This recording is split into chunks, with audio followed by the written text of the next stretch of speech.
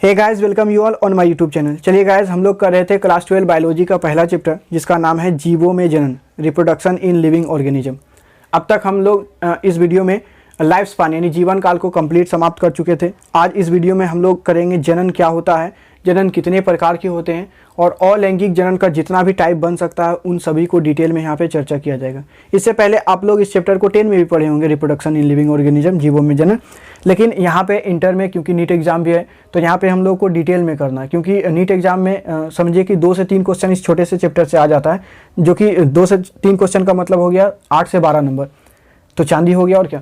तो छोटा सा चैप्टर है लेकिन क्वेश्चन आता है तो डिटेल में हम लोग करेंगे। चाहे आप बोर्ड एग्जाम का तैयारी कर रहे हैं या कॉम्पिटिटिव एग्जाम का तैयारी कर रहे हैं, ये वीडियो दोनों के लिए हेल्पफुल है। सबसे पहले जानते हैं जनन होता क्या है। जनन का सिंपली मतलब होता है अपने ही जैसे हूबहू संतान को उत्पन्न करना। जनन एक जैव वैज्ञानिक प्रक्रिया है जिसमें कोई जीव अपने ही समान संतान को उत्पन्न करता है। अच्छा, एक क्वेश्चन उठता है कि जनन क्यों अनिवार्य है। ये बोर्ड एग्जाम के लिए इंपॉर्टेंट है। जनन क्यों अनिवार्य है, जीवों में जनन क्लियर कट 3 रीजन है क्यों अनिवार्य है। पहला है प्रजनन इस दुनिया में किसी भी जाति के बने रहने के लिए अनिवार्य है। कोई भी जाति अगर चाहता है कि इस दुनिया में हम बना रहे, विलुप्त ना हो, तो उसको जरूरी है कि वो प्रजनन करते रहे। फॉर एग्जांपल, कभी एक एनिमल हुआ करता था डायनासोर, अब वो नहीं है, विलुप्त हो गया। क्यों हो गया विलुप्त? क्योंकि वो तेज़ी से प्रजनन नहीं कर पाया। अगर वो तेज़ी से प्रजनन कर पाता तो आज डायनासोर भी देखने को मिलता, लेकिन डायनासोर जो है वो विलुप्त हो गया। उसके अलावे आप देखेंगे एक डोडो नाम का पक्षी हुआ करता था, वो पक्षी भी विलुप्त हो गया, उसका भी रेड डाटा बुक में नाम आता। अच्छा, एक चीज़ यहीं पे शुरू में बता दें, एक क्वेश्चन आता है बोर्ड एग्जाम में कि रेड डाटा बुक किसे कहते हैं। रेड डाटा बुक दरअसल एक ऐसा बुक है जिसमें उन जीव जंतुओं को दर्ज किया जाता है जो कभी इस दुनिया में था, अब नहीं है, यानी जो समाप्त हो गया इस दुनिया से, उसके बारे में जिस बुक में लिखा जाता है उसको कहते हैं रेड डाटा बुक। जैसे बंगाली टाइगर देखिए आप, इंडिया में बचा है 1100 कुछ बंगाली टाइगर है।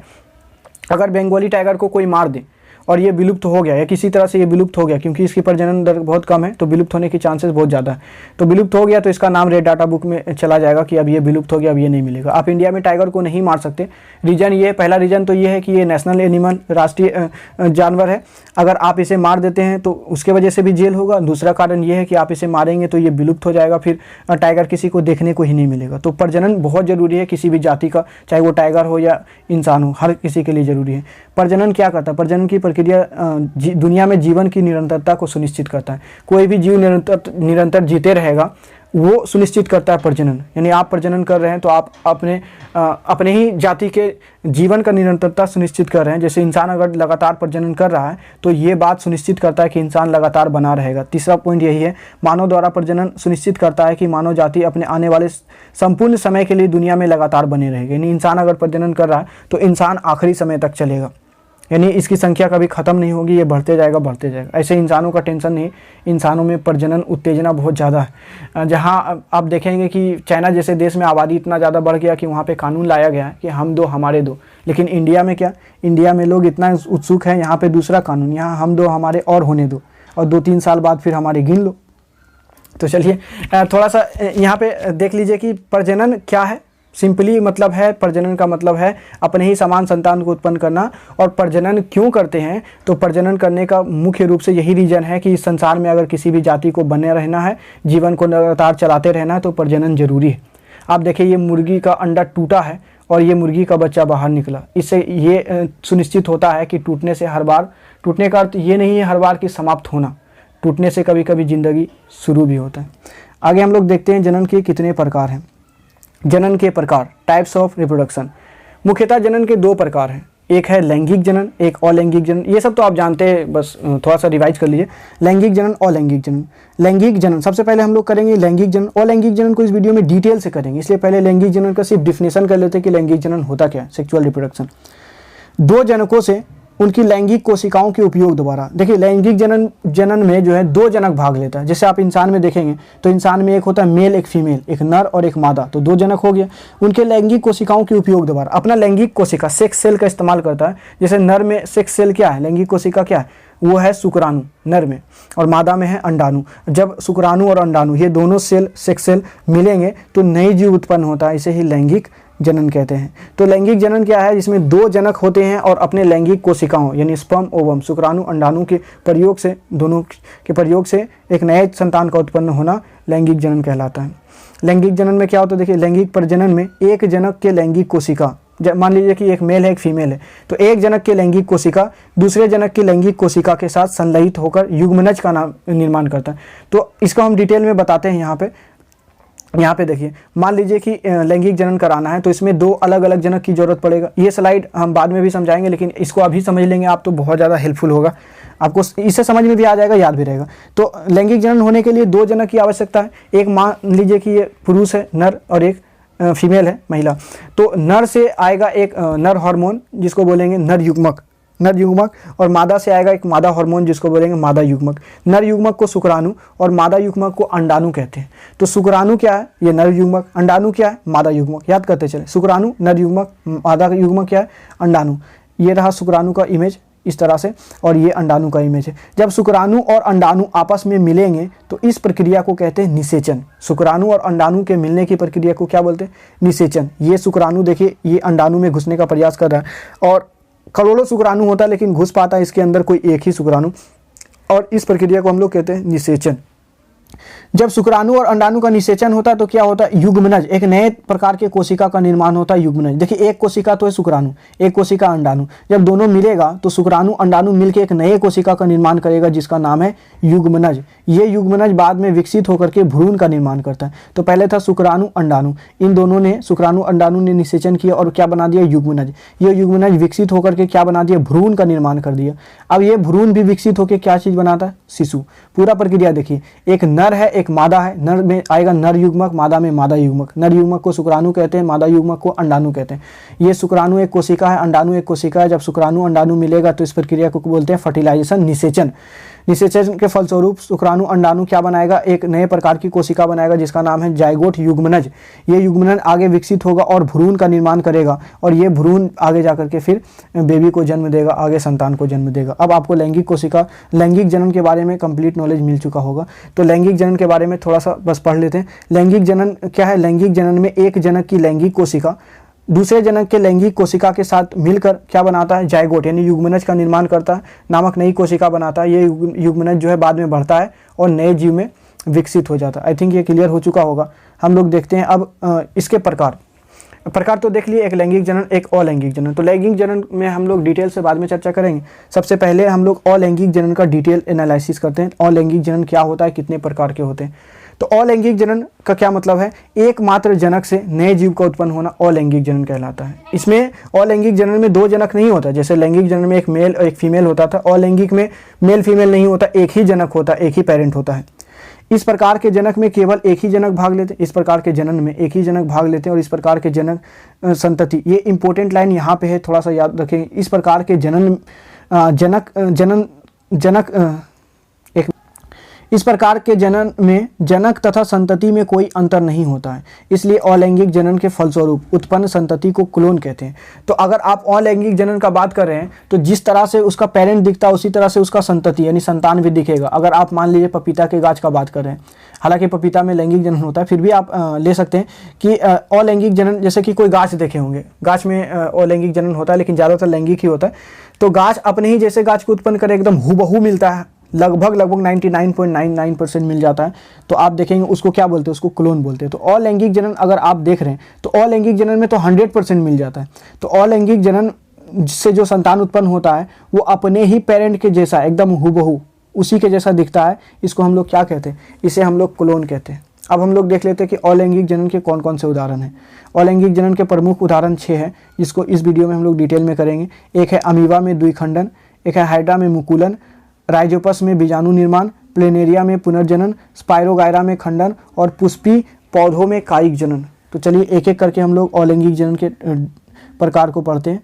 पहला जो है वो विखंडन। अब यहाँ पे देखिए, पहला है द्विविखंडन अमीबा में, लेकिन इसका पूरा नाम है विखंडन, इसी के अंदर आएगा द्विविखंडन। तो विखंडन होता क्या है, विखंडन का सिंपली का मतलब होता है टूट जाना। विखंडन की प्रक्रिया में एक कोशिकीय जीव विखंडित होकर 2 या 2 से अधिक नए जीव उत्पन्न करते हैं। तो ये इंपॉर्टेंट बात है कि ये एक कोशिकीय जीव का बात कर रहा है, यूनिसेल्युलर ऑर्गेनिज्म का। तो एक कोशिकीय जीव टूटता है दो या दो से अधिक जीवों में। हम लोग जो है वो बहुकोशिकीय जीव है, बहुत सारी कोशिका से बने हुए, लेकिन कुछ ऐसे जीव है जो सिर्फ एक कोशिका से बने हैं, जैसे अमीबा, पैरामीशियम, लिस्मानिया, यूग्लिना, ये सब एक कोशिकीय जीव है और ये टूट जाता है दो या दो से अधिक जीवों में।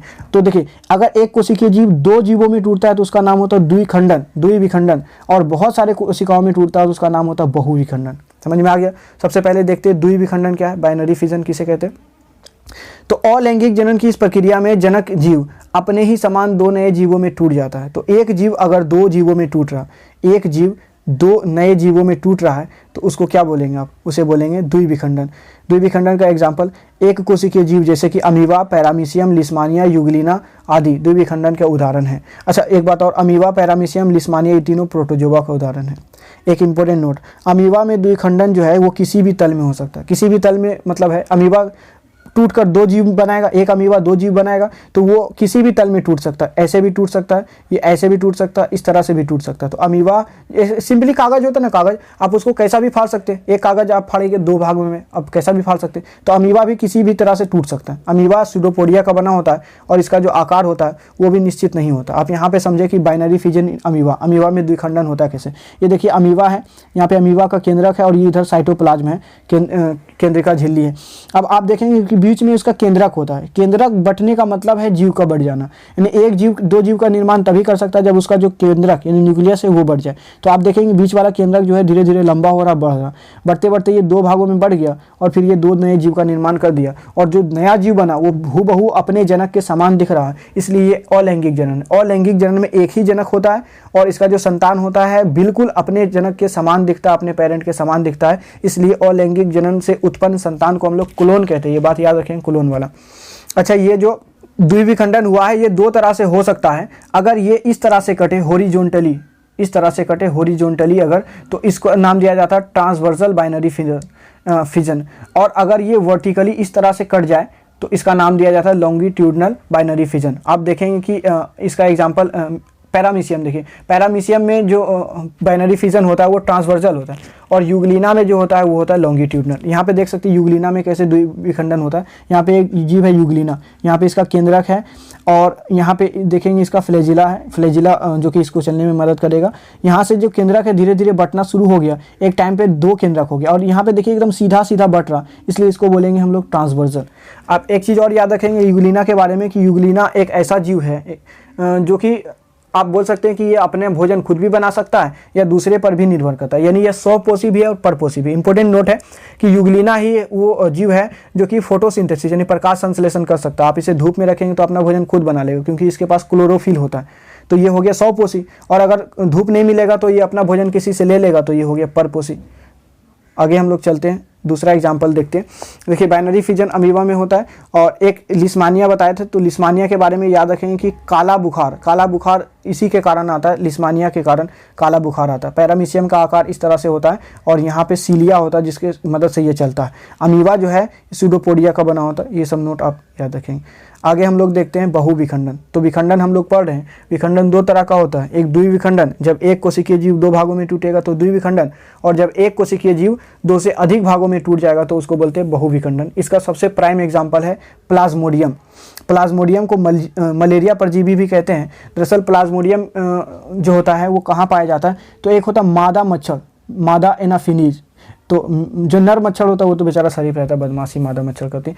तो ये क्या होता है, जब आपको काट लेगा, जब ये काट लेती है तो आपके ब्लड में ये प्लाज्मोडियम छोड़ देता है। अब प्लाज्मोडियम का खासियत क्या है सुनिए। प्लाज्मोडियम जो है आपका ब्लड से होते हुए ये चला जाएगा आपके लीवर सेल में, लीवर की कोशिका में। अब लीवर में ही क्यों जाएगा, क्योंकि लीवर में सबसे ज़्यादा खाना पीना रहता है, तो प्लाज्मोडियम को जिंदा रहने के लिए खाना पीना चाहिए, अब वो चला जाएगा लीवर में।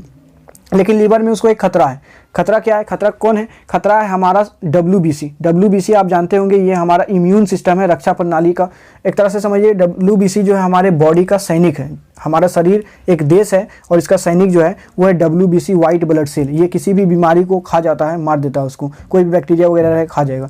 तो अगर प्लाज्मोडियम आ गया है तो उस प्लाज्मोडियम को WBC खा ना जाए, इसलिए प्लाज्मोडियम जो है वो अपने चारों ओर एक रक्षा दीवार बना देता है, या इसको सिस्ट नाम दिया जाता है। सिस्ट क्या, एक प्रोटेक्टिव वॉल है, रक्षा दीवार है जो कि प्लाज्मोडियम को सुरक्षा देता है। इसका नाम क्या है, सिस्ट है। अब देखेंगे अंदर ये एक प्लाज्मोडियम था, धीरे धीरे बढ़ना शुरू हो गया, इसकी संख्या बढ़ते बढ़ते बढ़ते एक टाइम आएगा जब ये सब बहुत सारा प्लाज्मोडियम होगा। एक प्लाज्मोडियम से हजारों प्लाज्मोडियम जब हो जाएगा 1000 के आसपास, तब ये सिस्ट जो है वो फट जाएगा। फेवरेबल कंडीशन में, मतलब अनुकूल स्थिति जब आएगा, मतलब इसकी संख्या जब बहुत बढ़ चुका होगा, तब ये फटेगा और हमारी कोशिकाओं पे वार करेगा। तब हमारा जो ब्लड लाल दिख रहा है वो ब्लू दिखने लगेगा और आदमी को मलेरिया हो जाता है। तो आप अक्सर सुने हो कि मलेरिया हो जाता है मच्छर काटने से। कौन सा मच्छर? तो मादा एनाफिलीज। याद रखेंगे किस मच्छर के काटने से मलेरिया होता है? तो मादा एनाफिलीज के काटने से मलेरिया होता है। ये अपने मुंह से क्या निकालता है? प्लाज्मोडियम निकालता है, जो हमारे कोशिका में कहाँ चला जाता है? वो लीवर सेल में चला जाता है, यकृत में चला जाता है, और लीवर सेल में जा करके ये एक रक्षी दीवार, जिसको कि सिस्ट कहते हैं, उससे अपने आप को प्रोटेक्ट करता है, बचाता है। और कुछ समय बाद जब इसकी संख्या हजारों हो जाता है तो ये सिस्ट जो है ये फट जाता है और हजारों प्लाज्मोडियम हमारी कोशिकाओं पर आक्रमण करता है। इसे ही हम लोग मलेरिया कहते हैं। तो बहुविखंडन का सिंपली मतलब है, बहुविखंडन एक अलैंगिक प्रक्रिया है जिसमें कोई जनक जीव विखंडित होकर एक ही समय पर कई नई जीवों को उत्पन्न करता है। 1 से लेकर के 1000 जीवों तक ये उत्पन्न कर सकता है। अब आगे देखते हैं, दूसरा अलैंगिक जनन का प्रकार है वो मुकुलन। मुकुलन एकदम सिंपल है, 1 मिनट में हो जाएगा। मुकुलन का सिंपली मतलब है कि यहाँ पे कोई जीव है, मान लीजिए कोई भी गाछ है, पेड़ पौधा है, तो कोई जीव एक उसी के जीव है दरअसल, यहाँ से कुछ उभर कर निकलेगा, कुछ उभार निकलेगा और ये धीरे धीरे यहाँ से कट जाएगा। ये बढ़ते बढ़ते ये कट जाएगा और नीचे गिर जाएगा और एक नया जीव बन जाएगा। इसका प्राइम एग्जांपल आप ले सकते हैं हाइड्रा, बडिंग इन हाइड्रा और ईस्ट। हाइड्रा और ईस्ट मुख्य एग्जांपल है। तो मुकुलन क्या है? मुकुलन में जनक जीव के शरीर से एक छोटा सा भाग मुकुल के रूप में उभरता है। देखिए ये जनक जीव है, इसके शरीर से एक छोटा सा भाग मुकुल के रूप में उभरता है, छोटा सा भाग मुकुल के रूप में उभरता है। उसके बाद जो बाद में क्या होता है? नया जीव उत्पन्न कर देता है, नया जीव बन जाता है। तो ये मुकुल के रूप में ये नीचे गिरेगा, फिर से नया जीव, फिर ये आगे ये मुकुल बनाएगा, फिर से नया जीव। यीस्ट में भी वैसे ही होता है। ये यीस्ट है, ये इसका देखिए केंद्रक है, केंद्रक बटेगा तो ही नया जीव का निर्माण होगा। देखिए केंद्रक यहाँ से धीरे धीरे बटना शुरू हो गया, यहाँ पे देखिए थोड़ा बढ़ गया और यहाँ पे तो कई सारा केंद्रक बन गया, यानी कि कई सारा यीस्ट का निर्माण हो गया। तो ये हाइड्रा और यीस्ट ये 2 प्राइम एग्जाम्पल है मुकुलन का, आप याद रखेंगे। मुकुलन समझ में आ गया। आगे चलते हैं हम लोग। तीसरा है बीजाणु निर्माण, स्पोर फॉर्मेशन। स्पोर फॉर्मेशन ये देखिए, आप सबसे पहले तो जान लीजिए स्पोर क्या होता है। स्पोर बीजाणु क्या होता है? बीजाणु जो है, बीजाणु सूक्ष्म अलैंगिक प्रजनक काय होता है। बीजाणु छोटा, सूक्ष्म यानी छोटा छोटा, अलैंगिक प्रजनक काय, काय का मतलब बॉडी होता है, जो कठोर रक्षी आवरण से घिरा होता है। आप फूल देखे होंगे तो फूल के अंदर छोटा छोटा महीन, बहुत ज़्यादा महीन दाना होता है, जो कि फूल फटता है तो नीचे गिरता है। दरअसल जो महीन सा दाना है वही बीजाणु होता है, और वो जिस आवरण में ढका रहता है, इस तरह से रहता है, वो फटेगा। इसके अंदर देखिए बहुत सारा दाना है। अब जब ये फटेगा, इस तरह से देखिए फटा, तो बहुत सारा बीजाणु यहाँ से निकलने लगा। तो जिस बैग में है, जिस आवरण में है, रक्षी आवरण में, उसे हम लोग बोलते हैं बीजाणुधानी। और जब ये फट जाएगा, जब इसकी संख्या बहुत ज़्यादा होगा, बीजाणुधानी फट जाएगा, तो यहाँ से निकलेगा बीजाणु, और जहाँ पे गिरेगा, जैसे यहाँ से फट के नीचे गिरा तो फिर एक नया जीव उत्पन्न हो गया, फिर यहाँ से फट के गिरेगा, फिर नया जीव उत्पन्न हो जाएगा। इसी प्रक्रिया को हम लोग बोलते हैं बीजाणु निर्माण। इसका प्राइम एग्जाम्पल है राइजोपस फंगस। इसको ब्रेड माउल्ड भी कहते हैं हम लोग। राइजोपस कवक को हम लोग ब्रेड माउल्ड भी कहते हैं। जैसे कि आप देखेंगे कि कोई ब्रेड को, आप रोटी को या ब्रेड को जब 2-3 दिन के लिए रखेंगे, तो बीजाणु तो एनी टाइम पूरे एनवायरनमेंट में घुला रहता है, उड़ते रहता है, कहीं ना कहीं हर समय हर जगह पे होता है। अगर आप थोड़ा सा भी नमी देते हैं तो उस नमी पर बैठ के बीजाणु क्या करेगा, यहाँ पे विकसित होना शुरू हो जाएगा, और 2-3 दिन में आप देखेंगे रोटी जो है वो हरा होना शुरू हो गया, यानी उसमें बीजाणु निर्माण हो गया। तो परिभाषा क्या लिखेंगे बीजाणु निर्माण का? बीजाणु निर्माण जनन की एक अलैंगिक प्रक्रिया है, जिसमें जनक पौधा बीजाणु नामक सैकड़ों सूक्ष्म प्रजनक इकाई उत्पन्न करता है। प्रजनक इकाई का मतलब ये हो गया जो कि प्रजनन करेगा। जैसे मानव में जो है वो नर हार्मोन है, यानी कि नर युग्मक, और मादा में मादा युग्मक। नर युग्मक को हम लोग क्या बोलते थे? शुक्राणु, और मादा युग्मक को अंडाणु। उसी तरह से आप देखेंगे कि प्लाज्मोडियम में ये पैरामीशियम में क्या रहता है? यहाँ पेनिसिलिन है और राइजोपस फंगस है। तो पेनिसिलिन और राइजोपस फंगस में जो स्पोर होता है, यही इसका लैंगिक इकाई है।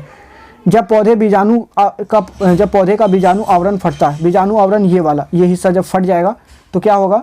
तो ये बीजाणु वायु में फैल जाता है, ये चारों तरफ वायु में फैल जाएगा। और जब ये वायु वाहित बीजाणु, यानी वायु में जन्मा हुआ ये बीजाणु अनुकूल परिस्थिति में, अनुकूल परिस्थिति मतलब जब नमी रहेगा, भोजन का कोई अभाव नहीं रहेगा, भोजन भी अच्छा खासा रहेगा, तो अंकुरित होगा, यानी बड़ा होगा, और अंकुरित होते हुए नए पौधे का ये निर्माण कर देता है। आप फिर से समझ ले, बीजाणु निर्माण का क्या मतलब होता है? बीजाणु निर्माण एक ऐसी प्रक्रिया है जिसमें बहुत सारे बीजाणु का निर्माण होता है। बीजाणु क्या होता है, एक तरह का अलैंगिक प्रजनक काय है, यानी कि जैसे मानव में स्पर्म होता है, शुक्राणु होता है, और महिला में जो है ओवम यानी अंडाणु होता है। उसी तरह से यहाँ पे अगर अब पेनिसिलिन का बात करें या राइजोपस फंगस का, तो उसमें बीजाणु होता है। ये बीजाणु जहाँ पे भी गिरेगा एक नए बीजाणु का निर्माण कर देगा, इसे ही हम लोग कहते हैं बीजाणु निर्माण। और ये पाया जाता है कहाँ पे, तो राइजोपस फंगस, जिसको ब्रेड मॉल भी कहते हैं। अच्छा, एक प्राइम एग्जांपल पेनिसिलिन है। पेनिसिलिन के बारे में आपको पता होना चाहिए। इसी पेनिसिलिन, पेनिसिलियम नोटेटम नाम का एक गाछ है, उसी से पेनिसिलिन बनाया गया और उसी से एंटीबायोटिक का निर्माण होता है। द्वितीय विश्व युद्ध के समय पे लाखों लोग जब घायल हो गए थे, तो उस समय जो एंटीबायोटिक का इस्तेमाल किया गया था वो अलेक्जेंडर फ्लेमिंग के द्वारा डिस्कवर्ड किया गया, पेनिसिलिन ही इस्तेमाल किया। इन्होंने लाखों लोगों की जिंदगियां, अलेक्जेंडर फ्लेमिंग ने इसी मेडिसिन पेनिसिलिन से लाखों लोगों की ज़िंदगी को बचाया था, वो भी इसी से निर्माण होता है। आगे हम पुनर्जनन यानी रीजनरेशन। तो रीजनरेशन की प्रक्रिया जो है ये तो सब में होते, इंसानों में भी होता है। इंसानों में कैसे होता है, आपका शरीर का कोई हिस्सा जब छोटा सा हिस्सा कट जाता है, घाव हो जाता है, जख्म हो जाता है, तो वो भर भी जाता है, ये रीजनरेशन। लेकिन इंसानों में ये बहुत कम होता है। अगर आप बोले इंसान को गर्दन काट देंगे तो होगा नहीं, मर जाएगा। अगर आप छिपकली में देखेंगे इसका पूँछ काट देंगे तो छिपकली का पूँछ फिर से हो जाता है। इसी को हम लोग बोलते हैं पुनर्जनन। पुनर्जनन का क्या मतलब है, पूर्ण जीव को शरीर के भाग से दोबारा प्राप्त कर लेना पुनर्जनन है। शरीर के कोई भी हिस्सा से पूरे जीव को प्राप्त कर लेना। जैसे ये स्टारफिश है, स्टारफिश का 5 हाथ होता है, 5 हाथ को अलग अलग काट दीजिए आप, 5 नया स्टारफिश बन जाएगा, क्योंकि ये अपने हाथ से ही पूरे जीव को बना लेगा। इतना पुनर्जनन की क्षमता होता है। लेकिन छिपकली का अगर आप एक बार पूँछ काटेंगे तो आ जाएगा, दोबारा काटेंगे तो नहीं आएगा, एक ही बार आएगा। तो छिपकली जो है कई बार आप देखेंगे छिपकली का पूँछ नहीं, उसका रीजन क्या है, वो उसका 2 बार कट गया। उसी तरह से हाइड्रा में भी पुनर्जनन होता है, यहाँ से कट जाएगा हाइड्रा तो फिर से एक नया हाइड्रा का निर्माण कर लेगा। लेकिन पुनर्जनन की सबसे ज़्यादा क्षमता जो होता है वो होता है प्लेनेरिया में। प्लेनेरिया को चपटा कृमि भी बोलते हैं। चपटा कृमि इसलिए बोलते हैं क्योंकि ये पूरी तरह से चपटा होता है। झील के तालाब वाला पानी में ये मिल जाएगा प्लेनेरिया आपको। और प्लेनेरिया का आप इस प्लेनेरिया पे ज़रा इस पर गौर करें, ये वाला प्लेनेरिया पे, तो इसके नीचे वाला हिस्सा अगर जो हम काट दें तो ये प्लेनेरिया ऐसा दिखेगा, लेकिन ये पूरा अपने शरीर को बना लेगा। यानी सर खाली अगर बचा हुआ तो पूरा शरीर बना लेगा। या मानिए कि खाली सर रहने देते हैं और बीच वाला यहाँ से काट देते हैं, नीचे वाला खाली पार्ट रहने देंगे, यानी सर और सब काट दिए, बीच वाला भी काट दिए, सिर्फ नीचे का हिस्सा बना हुआ, तब भी ये पूरा शरीर बना लेगा। और सर भी काट दे, नीचे का हिस्सा भी काट दे और बीच वाला खाली पार्ट बचा हुआ, तब भी अपने पूरे शरीर को बना लेगा। यानी प्लेनेरिया में रीजनरेशन, पुनर्जनन की क्षमता सबसे अधिक होती है। सर से भी पूरा शरीर बना लेगा, पूरे बीच वाले पार्ट से भी पूरा शरीर बना लेगा और नीचे वाले पार्ट से भी पूरे शरीर का निर्माण कर लेगा। इसलिए प्लेनेरिया इसका प्राइम एग्जांपल है। एक हम लोग अगला देखते हैं, उसका नाम है खंडन। खंडन यानी फ्रेगमेंटेशन। खंडन की प्रक्रिया जो है इसमें होता क्या है, दरअसल अभी तक हम लोग जो भी पढ़ रहे थे वो एक कोशिकीय जीव के लिए था ज़्यादातर, अब हम लोग पढ़ेंगे बहुकोशिकीय जीव में। देखो, वयस्क होने पर सरल बहुकोशिकीय जीव के शरीर का 2 या 2 से अधिक भागों में अलग होना। जब बड़ा हो जाता है तो जो सरल बहुकोशिकीय जीव है, मतलब सरल है, सिंपल है, लेकिन बहुत सारे कोशिकाओं से बना हुआ है, उसका 2 या 2 से अधिक भागों में अलग हो जाना, जिसमें से हर एक भाग, हर एक टुकड़ा जो है वो विकसित होकर पूरा जीव का ही निर्माण कर लेता है। उसको ही हम लोग खंडन या संविभाजन कहते हैं। इसका प्राइम एग्जाम्पल स्पायरोगायरा, इसका बेस्ट एग्जाम्पल है। समुद्री फूल भी है, ये देखिए समुद्री फूल, स्पायरोगायरा, ये देखिए स्पायरोगायरा आप देखें वो पानी में आप देखेंगे कि काई लग जाता है। काई कुछ और नहीं होता, स्पायरोगायरा ही होता है। ठीक है, स्पायरोगायरा का ये देखिए फिगर। तो स्पायरोगायरा को स्पायरोगायरा क्यों बोलते हैं, क्योंकि इसका जो फिगर होता है वो स्पायरल होता है। इसका आकार आप देखेंगे तो इस तरह से स्पायरल आकार होता है, इसलिए इसको स्पायरोगायरा कहते हैं। स्पायरोगायरा को आप यहाँ से काट दें, यहाँ से काट दें, यहाँ से काट दें, कहीं से भी काट देंगे, ये पूरा स्पायरोगायरा को फॉर्म कर लेगा, फिर से बना लेगा। इसलिए स्पायरोगायरा में फ्रेगमेंटेशन पाया जाता है। एक इंपॉर्टेंट नोट है यहाँ पे कि आप इससे पहले पढ़े होंगे विखंडन, वहाँ पे भी टूटता है। एक कोशिकीय जीव 2 या 2 से अधिक जीवों में टूट जाता है। और यहाँ पे आप बोल रहे हैं कि मुकुलन भी पढ़े होंगे, खंडन और मुकुलन, इन दोनों में सिर्फ इतना अंतर है, ये सॉरी यहाँ पे मुकुलन लिखा गया, दरअसल खंडन, विखंडन और खंडन, ये मुकुलन के बजाय होगा खंडन, फ्रेगमेंटेशन। तो विखंडन और खंडन में सिर्फ इतना अंतर है कि विखंडन एक कोशिकीय जीवों में होता है, जबकि खंडन बहुकोशिकीय जीवों में होता है। तो विखंडन जो हम लोग पढ़े थे वो यूनिसेल्युलर ऑर्गेनिज्म का था। ऐसे वीडियो थोड़ा लंबा हो रहा है, तो हम लोग एक जो लास्ट बचा वो बहुत ज़्यादा बड़ा हो जाएगा, तो उसको हम लोग सेपरेट वीडियो में करेंगे, थोड़ा डिटेल में कर पाएंगे, सेपरेट वीडियो में करेंगे। तो इसलिए आज यहीं तक रहने देते हैं। अगर आपको ये वीडियो पसंद आया हो तो थोड़ा लाइक, शेयर और इसको सब्सक्राइब कर दें। और अगर आपको नोट्स चाहिए हो तो आप इस नंबर पर कॉल कर सकते हैं। तो मिलते हैं नेक्स्ट वीडियो में, अगला पार्ट करेंगे।